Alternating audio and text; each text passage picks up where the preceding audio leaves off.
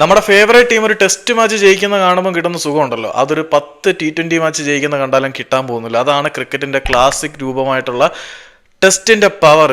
ആ പച്ചപ്പുൽ പ്രതലത്തിലൂടെ red cherry ball ഇങ്ങനെ സൗണ്ടോടെ വന്നിട്ട് ബാറ്റിന്റെ സീറ്റ് പോയിന്റിൽ തട്ടി സൗണ്ടോടെ പോകുമ്പോൾ ഉള്ള സുഖമുണ്ടല്ലോ എൻ്റെ മോനെ, അതൊന്നും വേറെ എങ്ങും കിട്ടാൻ പോകുന്നില്ല. അതുപോട്ടെ, T20 വേൾഡ് കപ്പ് വിജയിച്ചതിന് ശേഷം ഇനി എന്താണ് എന്നുള്ള ചോദ്യത്തിനുള്ള മറുപടി വേൾഡ് ടെസ്റ്റ് ചാമ്പ്യൻഷിപ്പ് എന്നാണ് BCCIയുടെ മേധാവിയായിട്ടുള്ള ജയ്ഷാ പറഞ്ഞിരിക്കുന്നത്. ഈ T20 വിജയം ദ്രാവിഡിന് വേണ്ടിയിട്ടും രോഹിത്തിന് വേണ്ടിയിട്ടും കോഹ്ലിക്ക് വേണ്ടിയിട്ടും ജഡേജയ്ക്ക് വേണ്ടിയിട്ടും സമർപ്പിക്കുകയാണ്. അതിനോടൊപ്പം ഇന്ത്യൻ ക്രിക്കറ്റിന്റെ അഭിനവ രക്ഷകനായിട്ടുള്ള രോഹിത് ശർമ്മയുടെ കീഴിൽ ഇന്ത്യ വേൾഡ് ടെസ്റ്റ് ചാമ്പ്യൻഷിപ്പും ജയിക്കട്ടെ എന്ന് അണ്ണൻ ആശംസിച്ചപ്പോൾ ഒരു കാര്യം വ്യക്തമാണ്, വേൾഡ് ടെസ്റ്റ് ചാമ്പ്യൻഷിപ്പാണ് നമ്മളുടെ രോഹിത്തിന് മുന്നിലുള്ള അടുത്ത കടമ്പ. അതിലും നായകൻ രോഹിത് തന്നെ ആയിരിക്കും എന്നുള്ള ഏർലി ഡിക്ലറേഷനാണ് ജയ്ഷായുടെ ഈ ഒരു പ്രഖ്യാപനം എന്ന് നമുക്ക് വിലയിരുത്താം.